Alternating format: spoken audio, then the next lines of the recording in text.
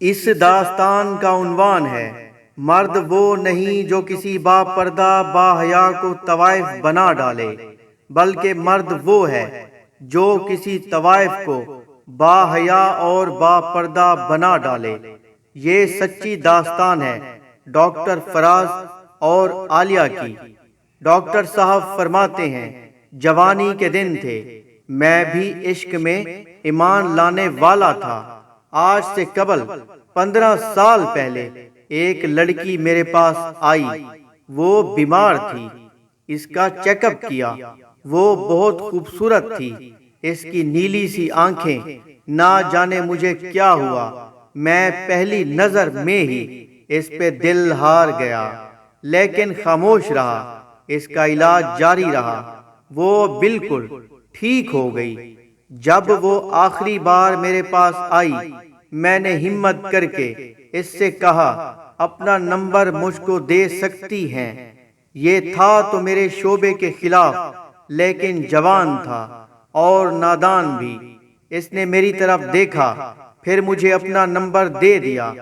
وہ اتنی خوبصورت تھی، میں بتا نہیں سکتا۔ اس کی نیلی سی آنکھیں، گندمی رنگ، مسکرائے تو ڈمپل بنتے تھے، اور خوبصورت نرم ملائم بال۔ میں نے اسے کال کی، وہ مجھے پہچان گئی۔ جی ڈاکٹر صاحب، مجھے یقین تھا آپ کا فون ضرور آئے گا۔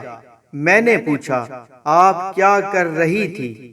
آہستہ سے بولی، بس حالات سے لڑ رہی تھی۔ میں نے بات مذاق میں ٹال دی، کن حالات سے لڑنا بھلا؟ آپ یہ بتائیں رہتی کہاں ہیں؟ اس نے بات بدل دی، ڈاکٹر صاحب چھوڑے نا، میں کہاں رہتی ہوں، کیا کرتی ہوں، آپ بتائیں، آپ نے کیوں کی مجھے کال، کیوں لیا میرا نمبر؟ میں مسکرا دیا، آپ جانتی ہیں اللہ پاک نے آپ کو کتنا خوبصورت بنایا ہے، آپ بہت پیاری ہیں۔ وہ خاموش ہو گئی، پھر دھیمے سے لہجے میں کہا، ڈاکٹر صاحب، پیارا ہونے سے کیا ہوتا ہے؟ کاش نصیب بھی پیارے ہوتے۔ میں نے سوال کیا، کیوں، آپ کے نصیبوں کو کیا ہوا؟ وہ چپ ہو گئی۔ ڈاکٹر صاحب، آپ مجھ سے ٹائم پاس کرنا چاہتے ہیں۔ وہ یہ بات کر رہی تھی، میرے پاس مریض آ گئے، میں نے فوراً فون بند کر دیا۔ ہماری بات ہوتی رہی، وہ مجھے کہتی، ڈاکٹر صاحب، آپ کا عشق میں جانتی ہوں کہاں تک ہے، آپ بتا دیں کب، کس وقت آپ کو ملنے آؤں؟ اس کی یہ بات سن کے میرے رونگٹے کھڑے ہو گئے۔ میں نے کہا، تم کو یہ بات کرنے سے پہلے سوچنا چاہیے تھا، میں ایسا ویسا انسان نہیں ہوں۔ میں نے اس سے پوچھا، آپ کے امی ابو اور فیملی میں کون کون ہے؟ وہ بولی، صرف امی ہیں اور 2 چھوٹی بہنیں، ابو نہیں ہیں، نہ ہی کوئی بھائی ہے۔ میں نے گھر کے اخراجات کا پوچھا، کیسے گھر کا انتظام چلتا ہے؟ وہ خاموش ہو گئی۔ مغرب کی نماز کا وقت ہو گیا، کہنے لگی، میں نماز پڑھ لوں؟ میں نے ہاں میں جواب دیا۔ وہ صرف دن میں بات کیا کرتی تھی، رات کو وہ مجھ سے بات نہیں کرتی تھی۔ میں نے بہت بار کہا رات کو بات کیا کرو، لیکن کہہ دیتی میں رات کو جلدی سو جاتی ہوں، میں نہیں کر سکتی رات کو بات۔ خیر، ہماری بات کا سلسلہ چلتا رہا، 1 سال گزر گیا۔ میں نے اس سے شادی کرنے کا پختہ ارادہ کر لیا تھا۔ اس کی بہت عزت کرتا تھا، کیونکہ وہ 5 وقت کی نمازیں پڑھتی تھی، اور اس کو دیکھ کر میں بھی 5 وقت کا پکا نمازی بن گیا تھا۔ اس کے ساتھ مجھے اپنے پن کا احساس ہونے لگا۔ وہ مجھے کھانے کے وقت میسج کرتی، پیار سے کہتی، آپ نے کھانا کھایا؟ میں اگر کبھی کھانے سے لیٹ ہوتا تو وہ مجھے ڈانٹنے لگتی، لیکن ہمیشہ وہ ایک بات کہتی تھی، ڈاکٹر فراز آپ بہت اچھے انسان ہیں، میں نماز پڑھ کر دعا کرتی ہوں اللہ پاک آپ کو بہت اچھی ہم سفر عطا کرے۔ میں تڑپ کر اسے کہتا، عالیہ میری ہم سفر بس آپ ہی ہیں، آپ سے ہی شادی کروں گا۔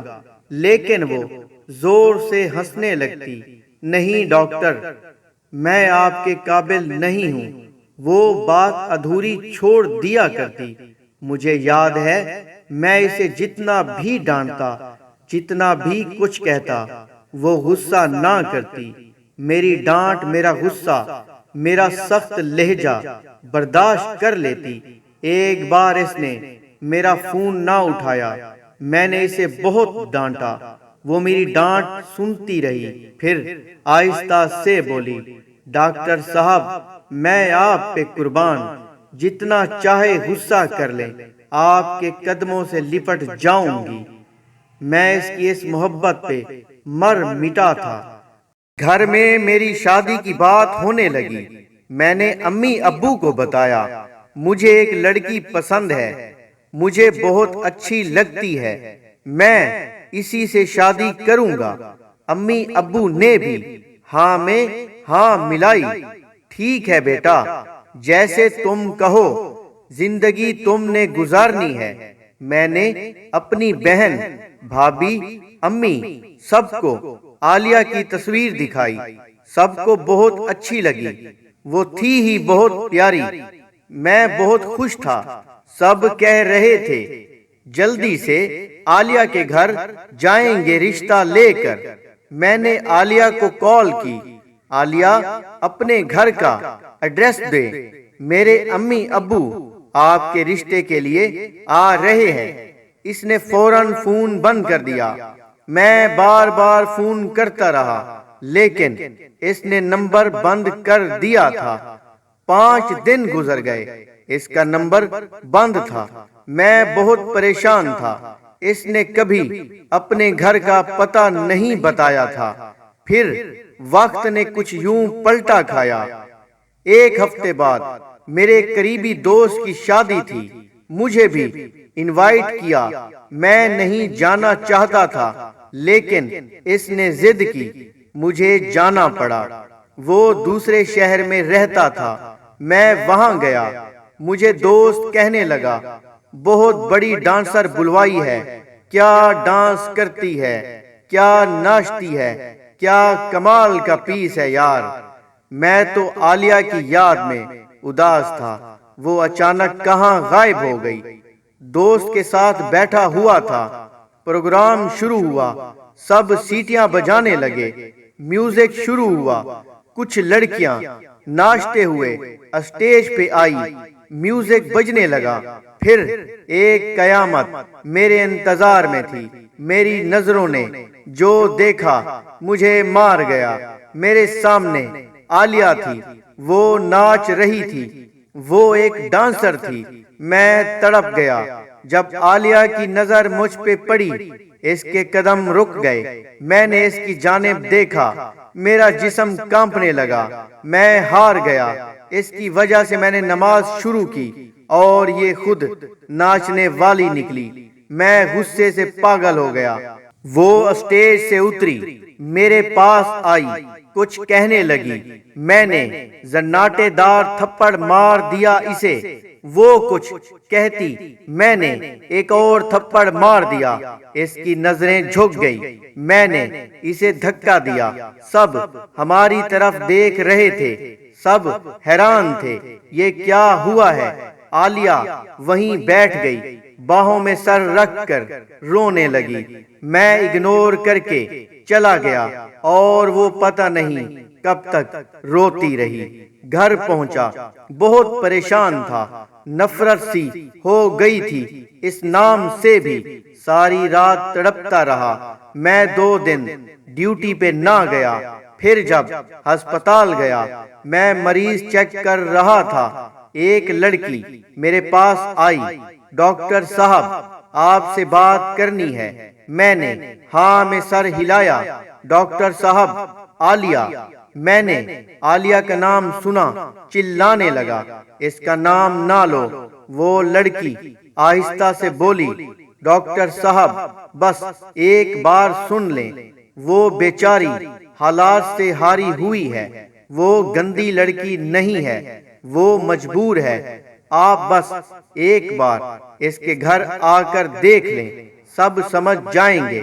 ایک بات کہوں ڈاکٹر صاحب، وہ آپ سے بہت پیار کرتی ہے، لیکن خود کو آپ کے قابل نہیں سمجھتی، ہر وقت آپ کی باتیں کرتی رہتی تھی، ہر وقت آپ کا ذکر کرتی۔ ایک بات بتاؤں، وہ بہت اچھی ہے، پلیز اسے سنبھال لیں، وہ تھک گئی ہے زندگی سے لڑتے لڑتے۔ اس کی ماں کینسر کی مریضہ ہے، بہنیں چھوٹی ہیں، اسکول جاتی ہیں، وہ عزت سے جینا چاہتی تھی، لیکن زمانے نے اسے نوچ کھانا چاہا۔ بس اس سے آگے کچھ نہ بولوں گی، میں کچھ نہیں کہوں گی، اسے معاف کر دینا۔ میں خاموش تھا، رات کو گھر آیا، بہت اداس تھا اور بہت شرمندہ بھی، بغیر سچ جانے اس پر ہاتھ کیسے اٹھا بیٹھا۔ عالیہ کے گھر کا ایڈریس مجھے وہ لڑکی دے کر گئی تھی۔ میں امی ابو کو ساتھ لیے دوسرے دن عالیہ کے گھر چلا گیا۔ دروازے پہ دستک دی، اس کی چھوٹی بہن نے دروازہ کھولا، ہم گھر میں داخل ہوئے۔ عالیہ کی امی چارپائی پہ لیٹی ہوئی تھی، ہم پاس گئے۔ عالیہ کی امی کھانستے ہوئے اٹھی، آپ لوگ؟ میں نے تعارف کروایا، میں ڈاکٹر ہوں، عالیہ سے ملنے آیا ہوں۔ عالیہ کی چھوٹی بہن ہمیں کمرے میں لے گئی۔ عالیہ بستر پر ادھ پڑی تھی، سخت بخار اور ڈپریشن میں چلی گئی تھی۔ میں نے اسے دیکھتے ہی کہا، یہ میرے امی ابو ہیں، تمہارے رشتے کے لیے آئے ہیں۔ یہ بات سنتے ہی اس کی آنکھیں، جو اس کے دل کی گواہی دے رہی تھی، چمک اٹھی۔ میں نے کسی کو کچھ نہ بتایا تھا عالیہ کیا کرتی ہے۔ عالیہ نے مجھے بہت منع کیا، فراز میں اچھی لڑکی نہیں ہوں۔ میں مسکرا کر بولا، جس کی وجہ سے میں 5 وقت کا نمازی بن گیا، بھلا وہ کیسے اچھی نہیں ہو سکتی؟ یہ سب حالات مجبوری کے تماشے ہیں، آپ رزق کی خاطر یہ سب کرنے پر مجبور ہو گئی تھی۔